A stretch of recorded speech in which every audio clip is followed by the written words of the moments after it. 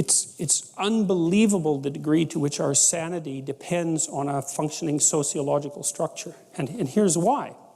Well, first of all, you kind of need to know what to do every day. You have to have a routine, because you're an animal, you know. And, you know, if you have a dog or a cat, dogs are a really good example of this. Dogs like routine. They like to be walked the number of times a day that they're supposed to be walked, and they get quite sick very rapidly if you don't routinize their days. Children are exactly the same way.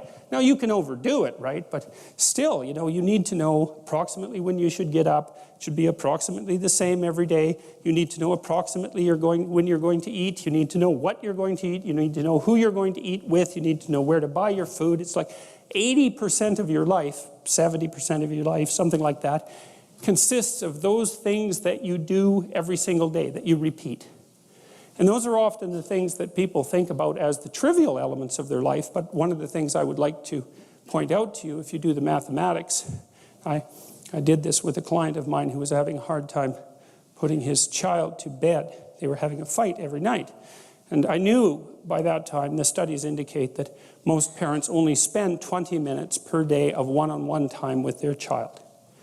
Now, the reason for that is that people are busy, and it's actually not that easy to parse out 20 minutes of one-on-one time. It's a lot bloody more time than you think. But that's all there is, 20 minutes.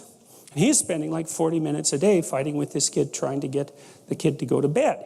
And that's not very entertaining. You know, you think, well, it's just having a scrap with the kid about going to bed. But it's no. If it happens every day, it's a catastrophe. So you do the math.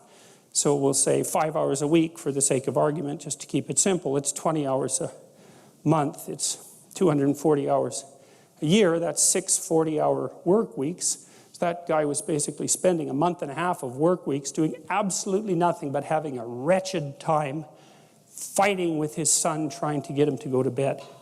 Horrible, right? That's just way too much time to spend doing something like that if you want to actually have a positive relationship with someone, because it's just too punishing. And so, well, so you need structure, you need predictability, and you need more of it than you think, just to keep you sane. Now, if you're lucky, and maybe a bit odd, you can deviate 5% from the norm, or 10% from the norm, or something like that, carefully and cautiously, as long as the rest of you is all well ordered in a normative manner. You might be able to get away with that, and you might be able to sustain it across time, and people might be able to tolerate you if you do it, or maybe you'll get really lucky and you happen to be creative but reasonably well put together, and people will actually be happy that there's something idiosyncratic and unique about you.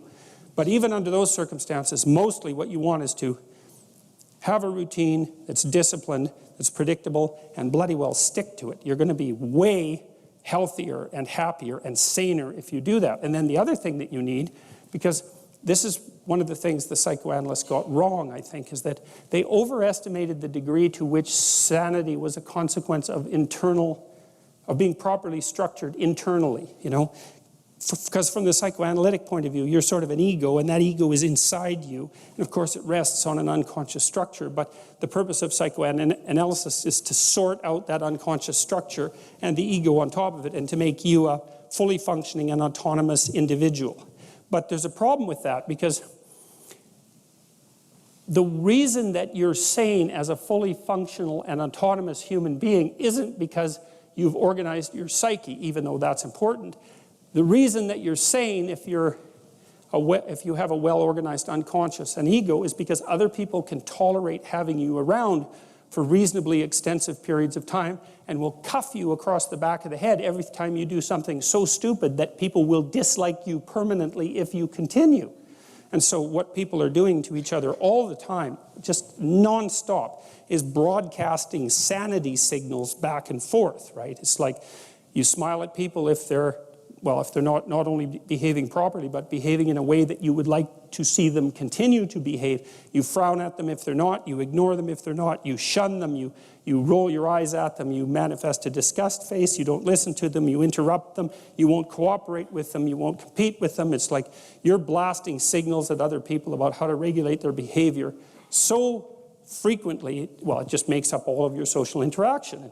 That's why we face each other, and we have emotional displays on our face, and we're looking at each other's eyes, and we know exactly We know as much as we can about what's going on with each other, given that we don't have immediate access to the contents of their consciousness. And so partly what you're doing with your routine is establishing yourself as a credible, reliable, trustworthy, potentially interesting human being who isn't going to do anything too erratic at any moment. And everyone else is around there tapping you into shape, making sure that that's exactly what you are. And that's how you stay sane. And so what happens to people too, if they don't have a routine and they get isolated, is they start to drift. And they drift badly because the world is too complicated for you to keep it organized all by yourself. You just cannot do it. So we outsource the problem of sanity. And it's very intelligent that we outsource the problem of sanity, because sanity is an impossibly complex problem. And so the way that we manage the incredibly complex problem is we have a very large number of brains working simultaneously on the problem all the time.